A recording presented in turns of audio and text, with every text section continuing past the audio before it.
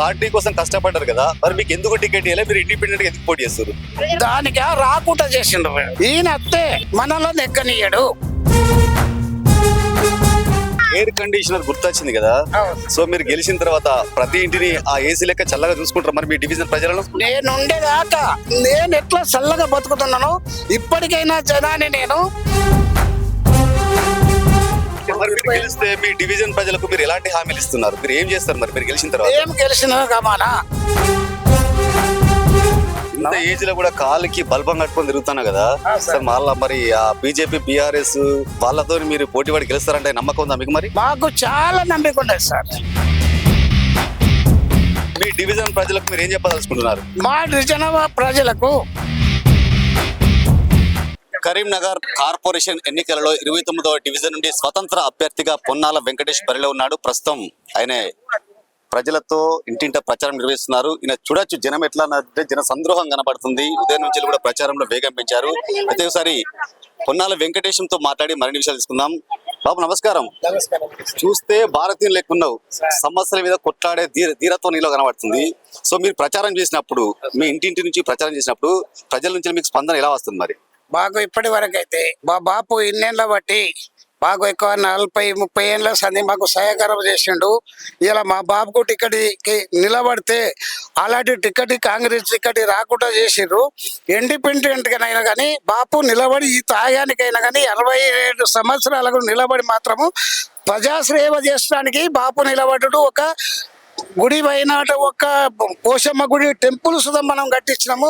Temple భూమి ఒక 8 గుంటల భూమి సుధము మేము ఫ్రీగా దేవునికి సుధము వాళ్ళు ఇచ్చినాం. మేము ఇలా అదే పద్ధతిగా నా బీద జనాలకు సుధము 10 ఏళ్ళ బట్టి ఎలాంటి న్యాయం జరగలేదు. ఉన్న వాళ్ళకే న్యాయం జరిగింది. లేని వాళ్ళు ఎక్కడ పోవాలని ఆ ప్రజల గురించి నేను మాత్రం ఖచ్చితంగా ప్రజల సేవ చేయడానికి ముందుకున్నా. పార్టీ కోసం కష్టపడ్డారు కదా, మరి మీకు ఎందుకు టికెట్ ఇవ్వలే? మీరు ఇండిపెండెంట్ గా ఎందుకు పోటీ చేస్తారు? దానికి రాకుండా చేసిండ్రు సార్. రాకుండా ఎట్లా చేసిరంటే ఈయన అత్తే మనలో నెగ్గనీయడు. ఇండిపెండెంట్ ఉంటే ఆయనకి ఎవరు వేయరు. నవా సార్ ఇదే ముచ్చట వచ్చింది. అక్కడ వచ్చింది ట్రాఫిక్ నడుస్తుంది. మళ్ళీ ఈ ట్రాఫిక్ నడవగా సుతము నేను తెగాంచి నా జనం గురించి ముందడిగిస్తున్నా. ఒక 10 మందితోటి నేను నిలబడి ఇవాళ వందలాది మంది నాకు ఉన్నారు అంటే జనమే నాకు దేవుడు. కాదు, దేవుడే మాకు జనం. ఆ దేవుడే మాకు రప్పించారు. ఇవాళ ఆ దేవునికి నేను సత్యదాకా దేవుని పూజలు చేసుకోవాలి, నా జనము బీదల పూజలు చేసుకోవాలి. ఒక ఉన్న వారికే దళిత బంధువులు అయినాయి, ఉన్న వారికే ఇండ్లు అయినాయి. లేని వారు ఎక్కడ పోవాలి? వాళ్ళు ఎక్కడ ఉండాలి? ఏ చెట్టు కింద ఉంటారు? వాళ్ళు మనుషులు కాదా? బీదల కొరకే కదా మనం ఇక్కడ ముందడుగేసింది. అటువంటి ప్రభుత్వము 10 ఏళ్ళ సంధి జరిగిన ప్రభుత్వం ఇట్లా జరిగింది.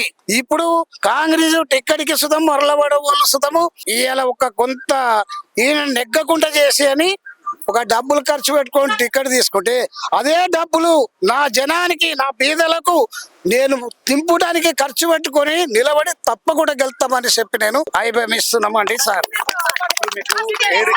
ఎయిర్ కండిషనర్ గుర్తొచ్చింది కదా, సో మీరు గెలిచిన తర్వాత ప్రతి ఇంటిని ఆ ఏసీ లెక్క చల్లగా చూసుకుంటారు మరి మీ డివిజన్ ప్రజలను? నేను ఉండేదాకా నేను ఇంకా 10 ఏళ్ళు బతకని, 20 ఏళ్ళు బతకని, 5 ఏళ్ళు బతకని, 4 ఏళ్ళు బతకని నేను ఎట్లా చల్లగా బతుకుతున్నానో ఇప్పటికైనా జనాన్ని నేను ఒక 40 సంవత్సరాల సంది ఏ రాజకీయం లేకున్నా కానీ నేను నా జనాన్ని నేను చూసుకున్నా సార్. ఎలాంటి సమస్యలు ఇప్పటి వరకు? ఇప్పటి వరకు ఉన్నోళ్ళ ఇంటి కాడ పంచుకున్నది, లేని వాళ్ళ ఇంటి కాడ ఏం చేస్తారు. మీకు ఒక డిజైన్ మేము చూపిస్తే మీకు ఏర్పడుతుంటది. మేము చెప్పిన మాటలు కాదు ఇవి. మంచిగా మాట్లాడి ఓటు వేసి అది చేసిన వాళ్ళ ఇంటి కాడ అంటే వెళ్ళి ఓట్లే సారు. తెల్లగా ఉన్న వాళ్ళ ఇంటి కాడ మంచిగా ఉండాలి, మనకు బోర్లు మంచిగా ఉండాలి, స్తంభాలు మంచిగా ఉండాలి. లేని వాడి ఇంటి కాడ ఎందుకు ఉండాలి? ఉండద్దు అక్కడ. వాడు ఈగలు కొట్టుకొని సావాలి. ఇది మాకు చెప్పిన అటువంటి మా తల్లిదండ్రుల లెక్కల ఇది మేము పుట్టే నేర్చినాం కానీ ఒకళ్ళు చెప్పిన విధానం కాదు. మా తల్లిదండ్రి మా తాతలతోటి నేర్చిన విషయం. నేను ప్రతి ఒక్క ఊర్లో సుతం మన జిల్లాల ఎన్ని మండలాలు ఉన్నాయి అన్ని మండలాలకు సుతం నేను ఒక పంచాయతీ చెప్పబోతా. బీదల దగ్గర నేను డబ్బులు తీసుకోకుండా చేస్తాం పంచాయతీ. అరే బాబు వచ్చిన వాళ్ళు నాతోటి వచ్చారు కదా, వాళ్ళకి ఏమనింత అన్నమో గిన్న మార్చుకోండి, మీ దగ్గర డబ్బులు తీసుకోమని చెప్పి చెప్పుకుంటూ వస్తుంది. అలాంటి పంచాయతీలు చేసుకుంటూ వచ్చినాం. ఇవాళ మన డిజైన్ల ఈ 10 ఏళ్ల సంధి నిలబెట్టిన ఆయనను సుధం అదే విధంగా చేసి మేము ఆల్రెడీ నిలబెట్టినాం. అప్పుడు తెలంగాణ గురించి అడవి శ్రీరాంపురం, పరికాల, జమ్మికుంట, హుజరాబాద్, నల్గొండ డిస్టిక్, మహబూబ్ నగర్, ఇటు పోతే మన జగితాలు, నిజామాబాదు, ఇవన్నీ మేము మొత్తము సిరిసుల్లా ఇవన్నీ తిరిగి సుతం మేము ఆల్రెడీ తెలంగాణ కొరకు సుతం కొట్లాడినాము సార్.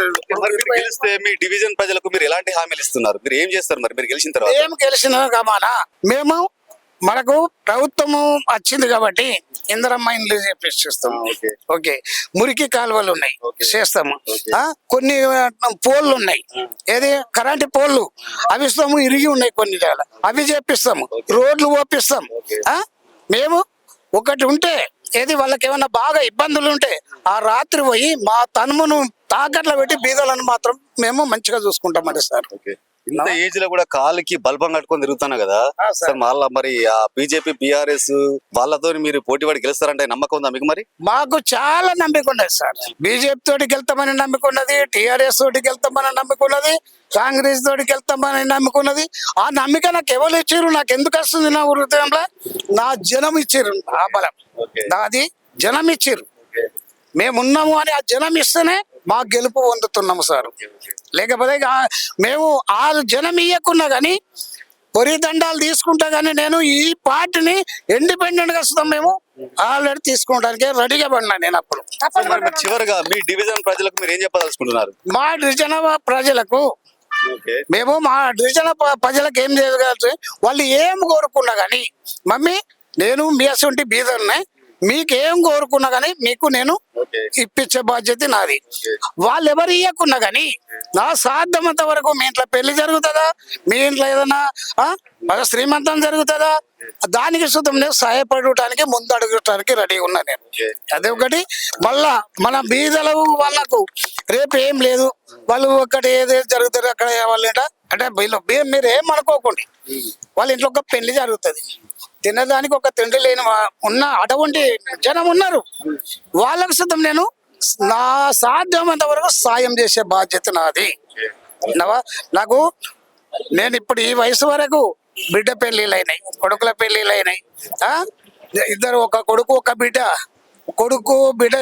బిడ్డకి ఇద్దరు కొడుకులు, ఇద్దరు కొడుకులు, ఒక కొడుకున్నాడు. నాకు సంపాదన ఏం లేదు నాన్న.